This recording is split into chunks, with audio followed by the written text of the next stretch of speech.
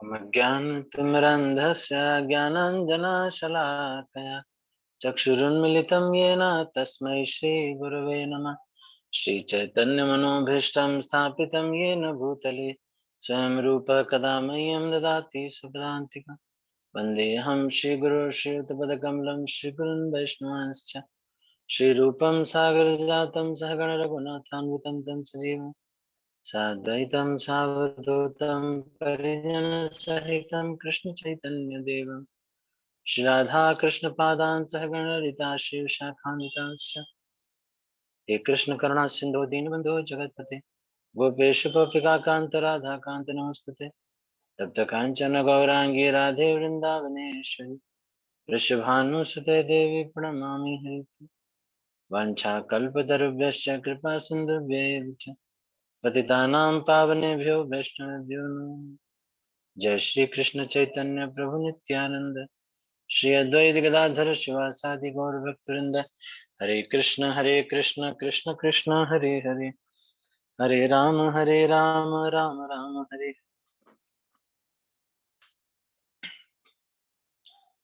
हरे कृष्ण।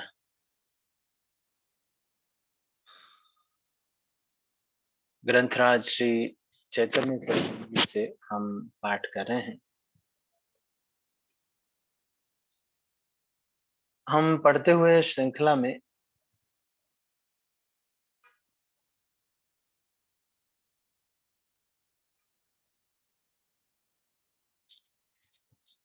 प्यार संख्या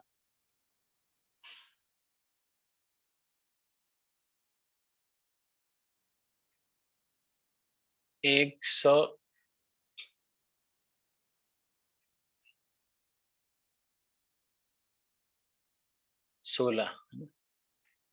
ठीक है, तो 116 से चर्चा करेंगे।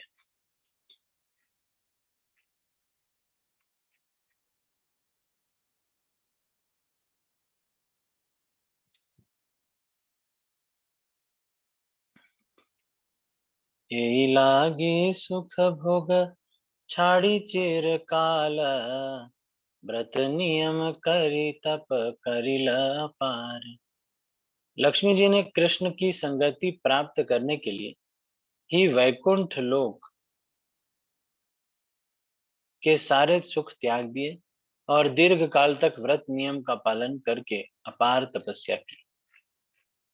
तब चैतन्य महाप्रभु ने कहा, हे प्रभु, हम नहीं जानते कि काली या नाग को किस तरह आपके चरण कमलों की धूलि प्राप्त करने का अवसर प्राप्त हुआ। इसके लिए तो लक्ष्मी देवी को भी समस्त इच्छाओं को त्याग कर और व्रत करके सदियों तक तपस्या करनी पड़ी थी। निसंदेह हम नहीं जानते कि किस तरह कालिया नाग को ऐसा सुअवसर मिल सका। ये श्रीमद् भागवत से है श्लोक, जिसमें कालिया नाग की पत्नियों का कथन है। तब वेंकट भट्ट ने कहा, भगवान कृष्ण तथा भगवान नारायण एक ही रूप हैं, किंतु कृष्ण की लीलाएं अपने क्रीड़ा रस के कारण अधिक आस्वाद्य हैं। चूंकि कृष्ण तथा नारायण एक ही व्यक्ति हैं, अतएव कृष्ण के साथ लक्ष्मी का संग उनके पतिव्रता धर्म को भंग नहीं करता। प्रत्युत यह तो अत्यंत आनंद की बात थी कि लक्ष्मी जी ने भगवान कृष्ण का साथ करना चाहा। यह श्री चैतन्य महाप्रभु के प्रश्न का उत्तर है। तो ये हमने पढ़ लिया था कि लक्ष्मी जी जो है कृष्ण का संग अगर करना चाहती हैं तो इसकी आलोचना नहीं करनी चाहिए।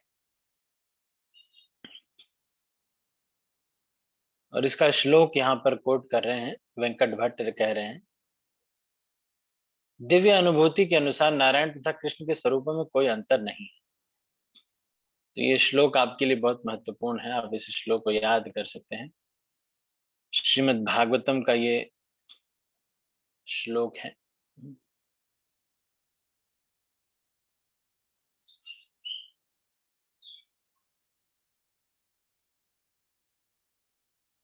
भक्ति रसामृत सिंधु का ये श्लोक है, जिसमें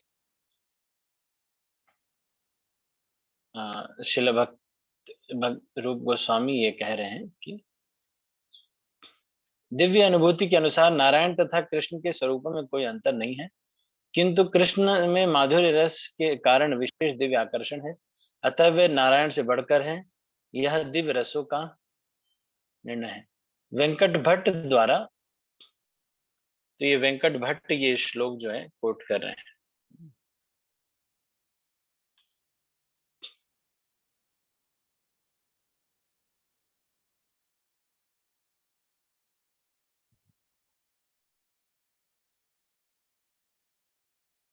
तो इस श्लोक को हमने जो है अभी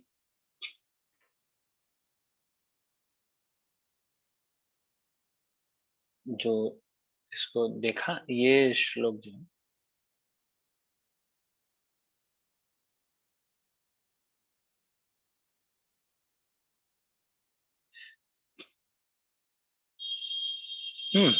ठीक है, तो इसको हम आगे पढ़ते हैं। भक्ति रसामृत सिंधु में भी ये पाया जाता है कि कृष्ण जो है में ज्यादा रस है। कृष्ण, लक्ष्मी जी ने विचार किया कि उनका पतिव्रता धर्म कृष्ण के साथ उनका संबंध होने से नष्ट नहीं होगा, प्रत्युत कृष्ण की संगति करने से वे रास नृत्य के लाभ का आस्वादन कर सकेंगी। वेंकट भट्ट ने आगे बतलाया, माता लक्ष्मी दिव्य आनंद की भोक्ता भी हैं, अतएव यदि उन्होंने कृष्ण के साथ भोग करना चाहा तो इसमें कौन सा दोष है, आप इसका मजाक क्यों उड़ा रहे हैं। चैतन्य महाप्रभु ने उत्तर दिया, मुझे पता है कि लक्ष्मी जी में कोई दोष नहीं है, फिर भी वे रास नृत्य में प्रविष्ट नहीं हो पाए। प्रामाणिक शास्त्रों से हम ऐसा सुनते हैं। जब भगवान कृष्ण रास लीला में गोपियों के साथ नृत्य कर रहे थे, तब उन्होंने गोपियों को अपनी बाह में भरकर उनका आलिंगन किया। यह दिव्य कृपा लक्ष्मी या वैकुंठ की अन्य प्रेयसियों को प्राप्त नहीं हो पाई, न ही स्वर्गलोक की सर्वश्रेष्ठ सुंदरियों ने, जिनकी शारीरिक कांति तथा सुगंध कमल पुष्प जैसी होती है, कभी इसकी कल्पना की। तो भला संसारी स्त्रियों के विषय में क्या कहा जाए, चाहे वे भौतिक अनुमान से कितनी ही सुंदर क्यों न हो। यह श्लोक श्रीमद् भागवत 10:47-60 का है। किंतु क्या आप मुझे बता सकेंगे कि लक्ष्मी रासनृत्य में क्यों प्रवेश नहीं कर पाई। वैदिक ज्ञान के अधिकारी नृत्य में प्रवेश करके कृष्ण का सानिध्य प्राप्त कर सकते। बड़े बड़े ऋषि योगाभ्यास तथा श्वास नियंत्रण द्वारा मन तथा इंद्रियों को जीतते हैं। इस तरह योग में रत रहकर तथा अपने हृदयों में परमात्मा का दर्शन करते हुए वे निर्विशेष ब्रह्म में प्रवेश करते हैं। किंतु भगवान के शत्रु भी मात्र उनके बारे में सोचने के द्वारा वही प्राप्त करते हैं। किंतु कृष्ण के सौंदर्य से आकृष्ट होकर ब्रज की गोपियां कृष्ण तथा उनके सर्प जैसी भुजाओं का आलिंगन चाहती। गोपियों को अंततः भगवान के चरण कमलों का अमृत आस्वादन करने को मिला। इसी प्रकार हम उपनिषद भी गोपियों के चरण चिन्हों का अनुगमन करते हैं, वे भगवान के चरण कमलों का अमृत आस्वादन सकते हैं। तो ये श्रीमद् भागवत का श्लोक है 10वें स्कंद का। श्री चैतन्य महाप्रभु द्वारा यह पूछे जाने पर कि राजनीति में लक्ष्मी क्यों नहीं प्रवेश कर पाई, जबकि वैदिक ज्ञान के अधिकारी कर पाए, तब वेंकट भट्ट ने उत्तर दिया, मैं इस बर्ताव के रहस्य में प्रवेश नहीं कर सकता। वेंकट भट्ट ने तब स्वीकार किया, मैं एक सामान्य मनुष्य हूँ, मेरी बुद्धि अत्यंत सीमित है, मैं सरलता से विचलित हो जाता हूँ, अतएव मेरा मन भगवान की लीलाओं के अगाध समुद्र में प्रवेश नहीं कर पाता। आप साक्षात पूर्ण पुरुषोत्तम भगवान कृष्ण हैं, आप ही अपने कार्यों के प्रयोजन को समझते हैं, या फिर जिसे आप यह ज्ञान प्रदान करें वह भी आपकी लीलाओं को समझ सकता है। स्थूल कुंठित इंद्रियों से पूर्ण पुरुषोत्तम भगवान कृष्ण को तथा उनकी लीलाओं को नहीं जाना जा सकता। भगवान की दिव्य प्रेम भक्ति करके अपनी इंद्रियों को निर्मल बनाना आवश्यक है। जब भगवान प्रसन्न होते हैं और अपने आप को प्रकट करते हैं, तब भगवान के दिव्य रूप, नाम, गुण तथा लीलाओं को समझा जा सकता है। इसकी पुष्टि कठोपनिषद 2:23 तथा मुंडक उपनिषद 3:2-3 द्वारा हुई है। यमे वैश वृणुते तेन लभ्यस तस्यैषात्मा विवृणुते तनु स्वाम। जिस पर पूर्ण पुरुषोत्तम भगवान की कृपा हो जाती है, वही उनके दिव्य नाम, गुण, रूप तथा लीलाओं को समझ सकता है। महाप्रभु ने कहा, भगवान कृष्ण का एक विशिष्ट स्वभाव है, वे अपने माधुर्य रस द्वारा हर एक के चित्त को आकर्षित कर लेते हैं। व्रजलोक या गोलोक वृंदावन के निवासियों के चरण चिन्हों का अनुसरण करके मनुष्य भगवान श्री कृष्ण के चरण कमलों का आश्रय प्राप्त कर सकता है, किंतु उस लोक के निवासी जानते नहीं हैं कि कृष्ण पूर्ण पुरुषोत्तम भगवान है। वहां कोई उन्हें पुत्र के रूप में स्वीकार करके कभी कभी उन्हें ओखली से बांध देता है, कोई उन्हें अपना अंतरंग सखा मानकर उन पर विजय पाकर उनके कंधों पर चढ़ जाता है। व्रजभूमि के निवासी कृष्ण को व्रजभूमि के राजा महाराज नंद के पुत्र रूप में जानते हैं और वे मानते हैं कि ऐश्वर्य रस में भगवान के साथ कोई संबंध नहीं हो सकता। जो व्यक्ति व्रजभूमि के निवासियों के चरण चिन्हों का अनुसरण करता है, वह भगवान को व्रज के दिव्य लोक में प्राप्त करता है। वहां पर वे महाराज नंद के पुत्र के रूप में विख्यात हैं। व्रजभूमि या गोलोक वृंदावन के निवासी कृष्ण को महाराज नंद के पुत्र के रूप में जानते हैं। वे उन्हें पूर्ण पुरुषोत्तम भगवान के रूप में नहीं जानते, जैसे सामान्य लोग जानते हैं। भगवान हरेक के सर्वोपरि पालक हैं और समस्त पुरुषों में प्रधान पुरुष है। व्रजभूमि में कृष्ण निश्चित रूप से प्रेम के केंद्र बिंदु हैं, किंतु वहां उन्हें कोई पूर्ण पुरुषोत्तम भगवान के रूप में नहीं जानता। प्रत्युत वे उन्हें मित्र, पुत्र तथा प्रेमी तथा स्वामी के रूप में जानते हैं। प्रत्येक दशा में कृष्ण ही केंद्र बिंदु हैं। व्रज भूमि के निवासी भगवान से दास्य, साख्य, वात्सल्य तथा माधुर्य रस द्वारा संबंधित है। भक्ति में लगा हुआ व्यक्ति उन्हें इनमें से किसी भी दिव्य संबंध में अर्थात रस में स्वीकार कर सकता है। जब ऐसा व्यक्ति पूर्णावस्था को प्राप्त तो कर लेता है, तब वह अपने शुद्ध आध्यात्मिक स्वरूप में कृष्ण के पास लौट जाता है। तब चैतन्य महाप्रभु ने प्रमाण दिया, नायम सुखाफो भगवन देहि नाम गोपिका सुतः ज्ञानिनाम चात्मभूतानाम यथा भक्ति मता नेहा। कह रहे हैं कि ज्ञान से, ये भी बहुत महत्वपूर्ण श्लोक है, क्योंकि कुछ लोग ये कभी आपको कोट करने आएंगे कि ज्ञान जो है बहुत बड़ा है। यहाँ पर इस चीज को कह रहे हैं नायम सुखापो, इस चीज को कह रहे हैं कि इससे कुछ नहीं मिलेगा।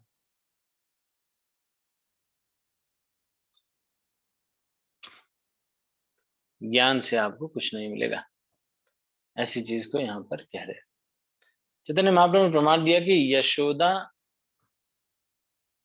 पुत्र पूर्ण पुरुषोत्तम भगवान कृष्ण उन भक्तों को सुलभ है जो रगानु के भक्ति में लगे हैं, किंतु वे ज्ञानियों, तपस्या में रत, आत्म साक्षात्कार के लिए प्रयत्न करने वालों या आत्मा और शरीर को एक मानने वालों को सहज सुलभ नहीं है। यह श्लोक श्रीमद् भागवत 10:9-21 से लिया गया है और मध्य लीला 8:227 में भी आया है।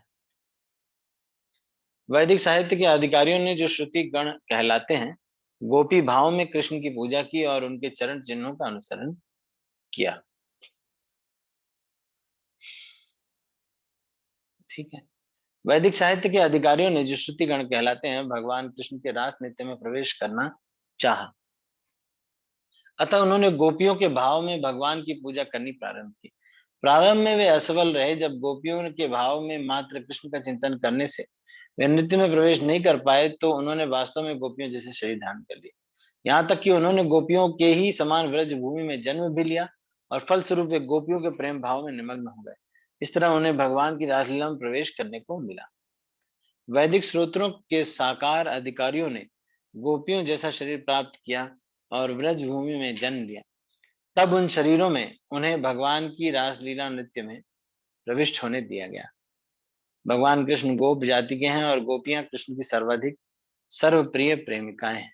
यद्यपि स्वर्ग लोक के निवासियों की पत्नियां भौतिक जगत में सर्वाधिक ऐश्वर्यवान हैं, किंतु न तो वे न भौतिक जगत की अन्य स्त्रियां कृष्ण का सानिध्य प्राप्त कर सकती हैं।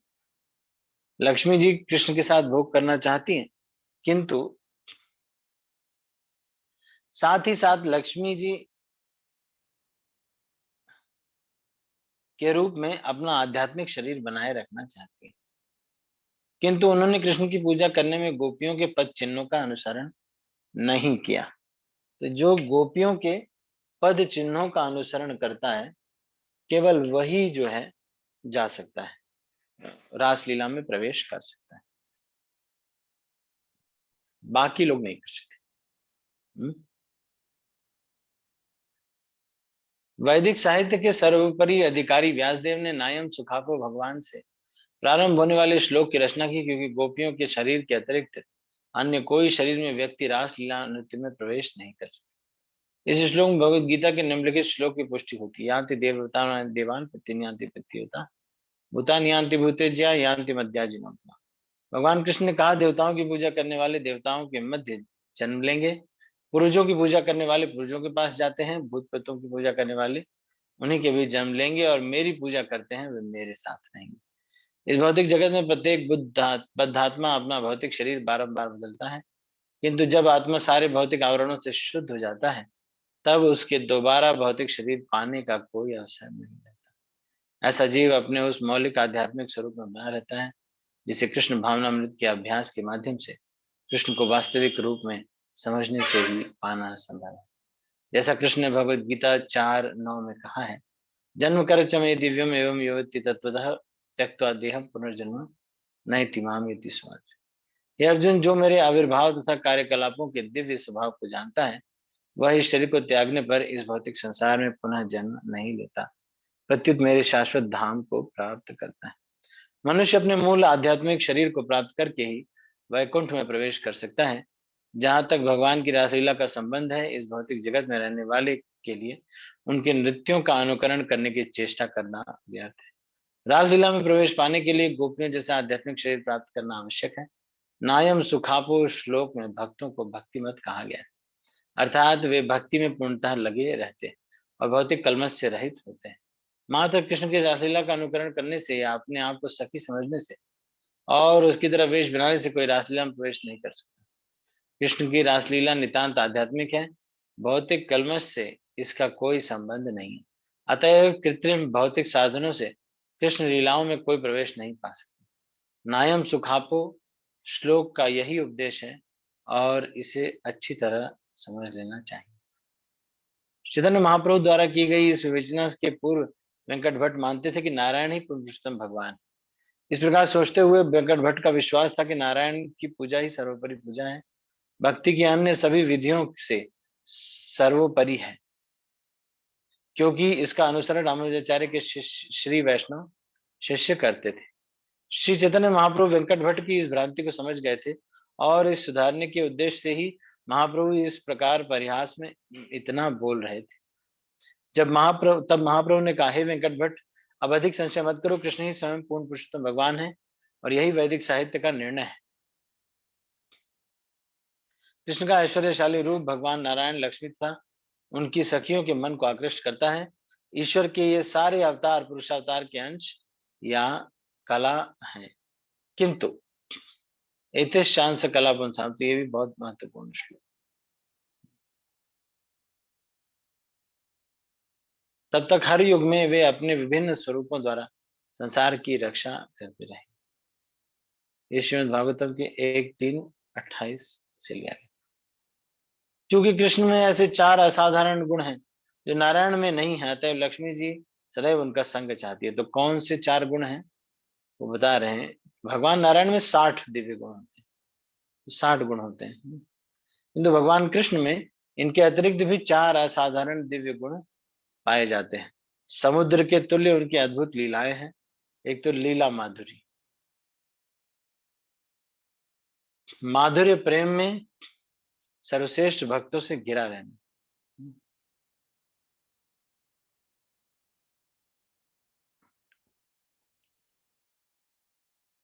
रूप माधुर्य, रूप नहीं, रस माधुरी, इसको बोलते हैं रस माधुरी।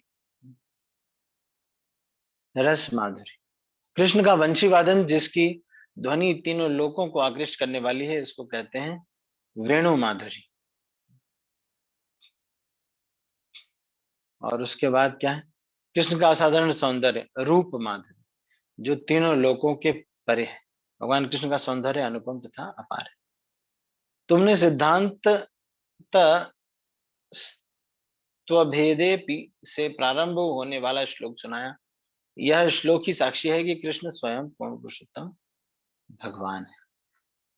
दिव्य अनुभूति के अनुसार कृष्ण तथा नारायण के रूपों में कोई अंतर नहीं है, फिर भी माधुर्य रस के कारण कृष्ण के में विशिष्ट दिव्य आकर्षण है। फलतरफ वे नारायण से बढ़कर है। यह दिव्य रसों का निष्कर्ष है। यह श्लोक श्रीमद् भक्ति रामामृत सिंधु 1-2-51 1-2-59 से लिया गया है। यहाँ तो ये जो श्लोक है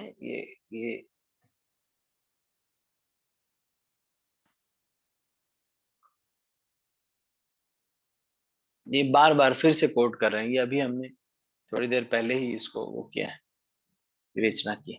यहाँ श्रील कृष्णदास कविराज गोस्वामी कहते हैं, चैतन्य महाप्रभु ने वेंकट भट्ट को यह श्लोक सुनाया, किंतु इससे पहले उन्होंने कहा कि वेंकट भट्ट ने उन्हें यह श्लोक सुनाया। चूंकि उनकी वार्ता भक्ति रामामृत सिंधु की रचना से काफी पहले हुई थी, अतः यह प्रश्न उठता है कि यह श्लोक उन दोनों ने कैसे सुनाया। श्रील भक्तिविनोद ठाकुर व्याख्या करते हैं कि यह श्लोक तथा अन्य अनेक श्लोक भक्ति रामामृत सिंधु की रचना के काफी पहले से भक्तों में प्रचलित थे, अतः भक्तगण उन्हें सदा सुनाया करते थे और उनके तात्पर्य भावावेश में आकर स्पष्ट किया करते थे। पूर्ण पुरुषोत्तम भगवान कृष्ण लक्ष्मी के मन को आकृष्ट करते हैं, किंतु भगवान नारायण गोपियों के मन को आकृष्ट नहीं कर पाते। इससे कृष्ण की सर्वोत्कृष्टता सिद्ध होती है। भगवान नारायण के विषय में क्या कहा जाए। गोपियों के साथ मजाक उड़ाने के लिए भगवान कृष्ण स्वयं नारायण के रूप में प्रकट हुए। यद्यपि कृष्ण ने नारायण का चतुर्भुज स्वरूप धारण कर लिया, किंतु वे गोपिकाओं की प्रेम दृष्टि को आकृष्ट नहीं कर सके। एक बार भगवान कृष्ण ने चतुर्भुजी नारायण का अत्यंत सुंदर स्वरूप धारण किया, किंतु जब गोपियों ने उनके इस भव्य स्वरूप को देखा तो उनके भाव कुंठित हो गए। इसलिए विद्वान व्यक्ति भी गोपियों के उर्मिमय भावों को नहीं समझ सकता, क्योंकि वे नंद महाराज के पुत्र कृष्ण के आदि स्वरूप पर पूरी तरह स्थिर है। कृष्ण के साथ गोपियों का परम रस आध्यात्मिक जीवन का सबसे बड़ा रहस्य है। यह श्लोक श्रील रूप गोस्वामी कृत ललित माधव नाटक का है, जिसे नारद मुनि ने कहा है नहीं? तो ये ललित माधव से ये किया गया है। इस तरह श्री चैतन्य महाप्रभु ने वेंकट भट्ट के गर्व को चूर्ण कर दिया, किंतु उन्हें पुनः प्रसन्न करने के उद्देश्य से वे इस प्रकार बोले। महाप्रभु ने वेंकट भट्ट को यह कहकर सांत्वना दी, वास्तव में मैंने जो कुछ कहा परिहास था। अब तुम मुझसे शास्त्रों का निष्कर्ष सुन सकते हो, जिसमें हर वैष्णव भक्त का दृढ़ विश्वास होता है। भगवान कृष्ण तथा भगवान नारायण में कोई भेद नहीं है, क्योंकि दोनों एक स्वरूप हैं। इस प्रकार गोपियों या लक्ष्मी में कोई अंतर नहीं है, क्योंकि वे भी एक रूप है। लक्ष्मी जी गोपियों के माध्यम से कृष्ण का आस्वादन करती हैं। हमें चाहिए कि भगवान के स्वरूपों के में भेदभाव न बरतें, क्योंकि ऐसा करना अपराध है। भगवान के दिव्य रूपों में कोई अंतर नहीं होता। विभिन्न भक्तों की विभिन्न अनुरक्तियों के कारण विभिन्न रूप प्रकट होते हैं। तो ये अलग अलग रूप क्यों होते हैं भगवान की, इसका कारण दे रहे हैं। कभी कभी लोग पूछते हैं कि प्रभु जी महाराष्ट्र में ऐसे हैं, वहां नॉर्थ इंडिया में ऐसे हैं, ऐसा क्यों है भगवान का? क्योंकि भक्तों को पसंद आ गए हैं। वास्तव में भगवान एक हैं, लेकिन वे अपने भक्तों को संतुष्ट करने के लिए विविध रूपों में प्रकट होते हैं। ब्रह्म संहिता में कहा गया, अद्वैतम अच्युतम अनादिम अनंत रूपम आद्यम पुराण पुरुषम नव यौवनम च। भगवान अद्वैत हैं। कृष्ण राम नारायण तथा विष्णु रूपों में कोई अंतर नहीं। वे सभी एक हैं। कभी कभी मूर्ख लोग हमसे हरे कृष्ण मंत्र में आने वाले राम के विषय में पूछते हैं, यह भगवान रामचंद्र के लिए है या बलराम के लिए है? यदि कोई भक्त यह कहे कि हरे कृष्ण महामंत्र का राम नाम बलराम के लिए आया है, तो कोई मूर्ख व्यक्ति नाराज हो उठेगा, क्योंकि वह राम से भगवान रामचंद्र समझता है। वास्तव में बलराम तथा भगवान राम में कोई अंतर नहीं है। हरे राम कीर्तन में राम शब्द चाहे रामचंद्र का द्योतक हो या बलराम का, इससे कोई अंतर नहीं पड़ता, क्योंकि उन दोनों में कोई अंतर नहीं होता। किंतु यह सोचना अपराध है कि बलराम राम से या राम बलराम से श्रेष्ठ। नए भक्त इस शास्त्रीय सिद्धांत को नहीं समझते, इसलिए वे कभी कभी अनावश्यक अपराधपूर्ण स्थिति उत्पन्न कर देते हैं। श्लोक 154 में इसको श्री चैतन्य महाप्रभु अत्यंत सरल ढंग से स्पष्ट करते हैं। ईश्वरत्व भेद मानी ले हय अपराध। ईश्वर के विविध रूपों में अंतर करना अपराध है, किंतु यह भी नहीं सोचना चाहिए कि भगवान के विविध रूप तथा देवताओं के रूप एक ही है। यह निश्चित रूप से अपराध है, जैसा कि वैष्णव तंत्र में कहा गया है, यस्तु नारायणं देवं ब्रह्मरुद्रादि दैवतः मत्वेनैव वीक्षेत सपाखंडी भवेत् ध्रुवम्। जो ब्रह्मा जी तथा शिव जी जैसे बड़े बड़े देवताओं के पूर्ण पुरुषोत्तम भगवान नारायण के समान मानता है वो पाखंडी है। हरिभक्ति विलास 7:117। अतः हमें भगवान के स्वरूपों में अंतर नहीं करना चाहिए, किंतु हमें यह भी समझना चाहिए कि भगवान के विविध रूपों को देवताओं या मनुष्यों के तुल्य न माने। उदाहरणार्थ कभी कभी मूर्ख सन्यासी नारायण की समता दरिद्र नारायण से करते हैं, क्योंकि वे भगवान के शरीर को भौतिक समझते हैं, जो सरासर अपराध है। प्रामाणिक गुरु से उपदेश प्राप्त किए बिना इन विभिन्न स्वरूपों को पूरी तरह से नहीं समझा जा सकता। ब्रह्म संहिता में पुष्टि हुई है, वेदेषु दुर्लभम दुर्लभम आत्म भक्तो। केवल अध्ययन या वैदिक अध्ययन से भगवान के विभिन्न रूपों को नहीं समझा जा सकता। स्वरूप सिद्ध भक्ति से इसे सीखना होगा, तभी भगवान के विभिन्न रूपों में अंतर करना सीखा जा सकता है। निष्कर्ष यह है कि भगवान के रूपों में अंतर नहीं है, किंतु उनके स्वरूपों तथा देवताओं के स्वरूपों में अंतर अवश्य है। जब वैदुर्य मणि अन्य वस्तुओं का स्पर्श करता है तो यह विभिन्न रंगों में विभक्त होता प्रतीत होता है, फलतः उसके रूप भी भिन्न लगते हैं। इसी प्रकार भक्त के ध्यान भाव के अनुसार अच्युत भगवान एक होते हुए भी विभिन्न रूपों में प्रकट होते हैं। यह श्लोक श्री नारद पंचराज से लिया गया है। जब वेंकट भट्ट ने कहा कि मैं सामान्य पतित जीव हूं, किंतु आप तो साक्षात पूर्ण पुरुषोत्तम भगवान कृष्ण हैं, भगवान की लीलाएं अगाध हैं और मैं उनके विषय में कुछ भी नहीं जानता। आप जो भी कहते हैं मैं उन्हें ही सत्य के रूप में स्वीकार करता हूँ। पूर्ण पुरुषोत्तम भगवान विषयक सत्य जानने की यही विधि है। अर्जुन ने भगवत गीता सुनने के बाद यही बात कही, सर्वमेतद्ऋतं मन्ये यन्माम वदसि केशव नहि ते भगवन् व्यक्तिम विदुर्देवान दानवाः। हे कृष्ण, आपने मुझसे जो कुछ भी कहा है उसे मैं सत्य के रूप में स्वीकार करता हूँ। हे प्रभु, आपके व्यक्तित्व को न देवता समझ सकते हैं न असुर। केवल आपके तर्क दलील तथा शिक्षा से भगवान की लीलाओं के अपने तर्क दलील तथा शिक्षा से भगवान की लीलाओं के सत्य को समझ पाना संभव नहीं है। हमें पूर्ण पुरुषोत्तम भगवान के प्रामाणिक सूचना प्राप्त करनी चाहिए, जिस तरह अर्जुन ने कृष्ण से भगवत गीता के प्रवचन करने पर प्राप्त की। हमें भगवत गीता या अन्य किसी वैदिक साहित्य पर विश्वास करना होगा। ये वैदिक ग्रंथ भगवान के विषय में ज्ञान के एकमात्र स्रोत हैं। हमें यह समझ लेना चाहिए कि हम तर्क की प्रक्रिया से परम सत्य को नहीं जान सकते।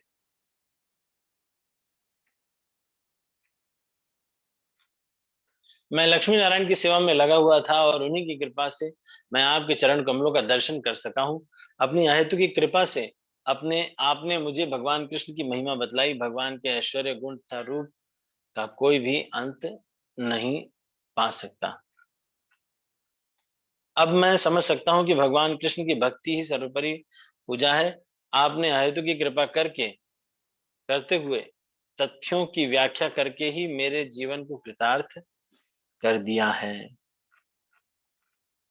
यह कहकर वेंकट भट्ट महाप्रभु के चरण कमलों पर गिर पड़े और महाप्रभु ने उन्हें अपनी अहेतु की कृपा करते हुए उनका आलिंगन किया। जब चतुर्मासी का काल व्यतीत हो गया तब तब श्री चैतन्य महाप्रभु ने प्रस्थान करने के लिए वेंकट भट्ट से अनुमति मांगी और श्रीरंग का दर्शन करने के बाद वे दक्षिण भारत की ओर आगे बढ़ गए। वेंकट भट्ट घर लौटना चाहते थे, किंतु उनके साथ जाना चाह रहे थे। श्री चैतन्य महाप्रभु ने बड़े ही प्रयत्न से उन्हें विदा किया। महाप्रभु के चले जाने पर वेंकट भट्ट बेहोश होकर गिर पड़े। श्रीरंग क्षेत्र में शशिपुर तथा चैतन्य महाप्रभु की लीलाएं ऐसी थी। उसके बाद महाप्रभु ने ऋषभ पर्वत पहुंचकर भगवान नारायण का मंदिर देखा और नमस्कार किया। साथ ही विविध स्तुतियां की। दक्षिण तमिलनाडु के मदुरई जिले में ऋषभ पर्वत है। मदुरई शहर से 12 मील उत्तर की ओर आनागढ़ मलय पर्वत है, जिसे ऋषभ पर्वत भी कहते हैं और जो कुटकाचल पर्वतों में से एक है। इसी के निकट वाले जंगल में भगवान ऋषभ देव ने आत्मदाह कर लिया था। परमानंदपुरी चतुर्मास में इसी ऋषभ पर्वत में रहे थे, और जब वे श्री चैतन्य महाप्रभु ने यह सुना तो वे तुरंत उन्हें मिलने गए। परमानंदपुरी से मिलने पर श्री चैतन्य महाप्रभु ने उनका पाद स्पर्श करके सम्मान किया, और परमानंदपुरी ने प्रेमवश महाप्रभु को आलिंगन किया। श्री चैतन्य महाप्रभु परमानंदपुरी के साथ उसी ब्राह्मण के घर रुके जहां परमानंदपुरी रह रहे थे। दोनों ने कृष्ण कथा की चर्चा में 3 दिन बिताए।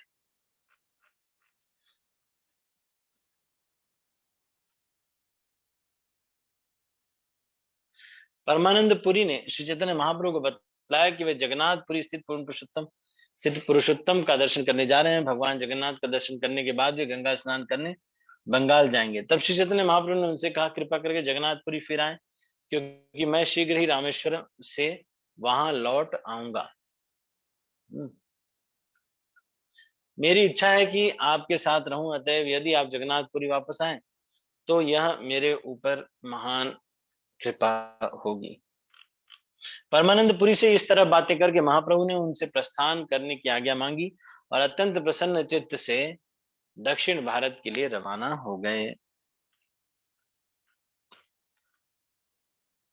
इस तरह परमानंदपुरी जगन्नाथपुरी चले गए और श्री चैतन्य महाप्रभु की श्रीशैल की ओर चल पड़े। श्री भक्ति सिद्धांत सरस्वती ठाकुर की टिप्पणी है, कृष्णदास कविराज गोस्वामी किस श्रील शैल का संकेत कर रहे हैं यह स्पष्ट नहीं है। इस क्षेत्र में मल्लिकार्जुन का कोई मंदिर नहीं है, क्योंकि धारवाड़ जिले में स्थित श्रील शैल यहां पर नहीं हो सकता। वह श्री शैल बेलगाम के दक्षिण में है और मल्लिकार्जुन का शिव मंदिर यहीं पर स्थित है। इस अध्याय का श्लोक 15 देखें। कहा जाता है कि इस पर्वत पर शिव जी देवी के साथ रहते हैं। यही नहीं, ब्रह्मा जी भी सारे देवताओं के साथ यहां रहते हैं। इसी श्री शैल पर शिव जी तथा उनकी पत्नी दुर्गा ब्राह्मण वेश में रहते थे, और जब उन्होंने श्री चैतन्य महाप्रभु को देखा तो अत्यंत प्रसन्न हुए। ब्राह्मण वेशधारी शिव जी ने श्री चैतन्य महाप्रभु को भिक्षा दी और एकांत में 3 दिन बिताने का आमंत्रण दिया। दोनों वहां पर साथ बैठकर गुप्त बातें करते रहे। शिव जी से वार्तालाप करने के बाद महाप्रभु ने उनसे विदा ली और कामकोष्ठीपुरी गए। जब श्री चैतन्य महाप्रभु कामकोष्ठी से दक्षिण मथुरा पहुंचे तो वहां उनकी भेंट एक ब्राह्मण से हुई। यह दक्षिण मथुरा, जिसे अकाल मदुरई कहा जाता है, भागाई नदी के किनारे स्थित है। यह तीर्थ स्थान विशेषतया शिव भक्तों के लिए है, इसलिए यह शैव क्षेत्र कहलाता है। इस क्षेत्र में पहाड़ तथा जंगल है। इसमें 2 शिव मंदिर भी हैं, एक रामेश्वरम, एक सुंदरेश्वर। एक देवी का, मीनाक्षी देवी का मंदिर भी है, जो स्थापत्य कला की दृष्टि से महान। इसे पांडव वंशी राजाओं ने बनवाया था और मुसलमानों के आक्रमण से इसे तथा सुंदरेश्वर मंदिर को भांति क्षति पहुंची। तो 1372 ईस्वी में मदुरई के सिंहासन पर कंपय उदयर नामक राज्य राजा करता था। बहुत पहले सम्राट कुलशेखर इस क्षेत्र में राज्य करते थे, जिन्होंने ब्राह्मणों को की एक बस्ती बसाई थी। कुलशेखर की 11वीं पीढ़ी का राजा अनंत गुण पांड्य के नाम से विख्यात हुआ। उस ब्राह्मण ने महाप्रभु को अपने घर आमंत्रित किया। यह ब्राह्मण महान भक्त था और रामचंद्र भगवान के बारे में विशेषज्ञ अधिकारी था। वह भौतिक कार्यकलापों से सदा विरक्त रहता था। श्री चैतन्य महाप्रभु कृतमाला नदी में स्नान करके उस ब्राह्मण के घर भोजन करने गए, किंतु उन्होंने देखा कि भोजन तैयार नहीं था। अभी ब्राह्मण ने उसे पकाया नहीं था। यह देखकर चैतन्य महाप्रभु ने कहा, हे महाशय, मुझे बताएं कि आपने भोजन क्यों नहीं पकाया? अब तो दोपहर हो चुकी है। ब्राह्मण ने उत्तर दिया, हे प्रभु, हम वन में रहते हैं। हम इस समय हमें भोजन की सारी सामग्री वन में प्राप्त हो सकती है। जब लक्ष्मण जंगल से शाक सब्जियां, फल तथा कंदमूल लाएंगे तो सीता जी भोजन पकाने का प्रबंध करेंगी। श्री चैतन्य महाप्रभु उस ब्राह्मण की पूजा विधि सुनकर अत्यंत प्रसन्न हुए। अंत में ब्राह्मण ने त्वरित भोजन पकाने की व्यवस्था की। श्री चैतन्य महाप्रभु ने 3 बजे के लगभग दोपहर का भोजन किया, किंतु दुखी होने के कारण वह ब्राह्मण उपवास पर रह गया। ब्राह्मण को उपवास किए देखकर श्री चैतन्य महाप्रभु ने उनसे पूछा, आप उपवास क्यों कर रहे हैं? आप दुखी क्यों हैं? आप इतने चिंतित क्यों हैं? तो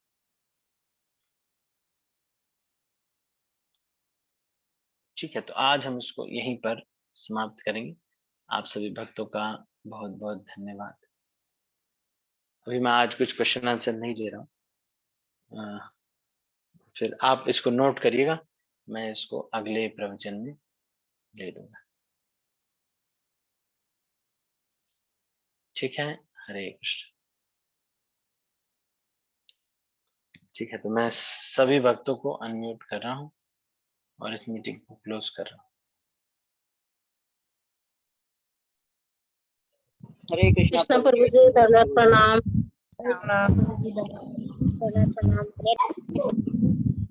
हरे कृष्णा।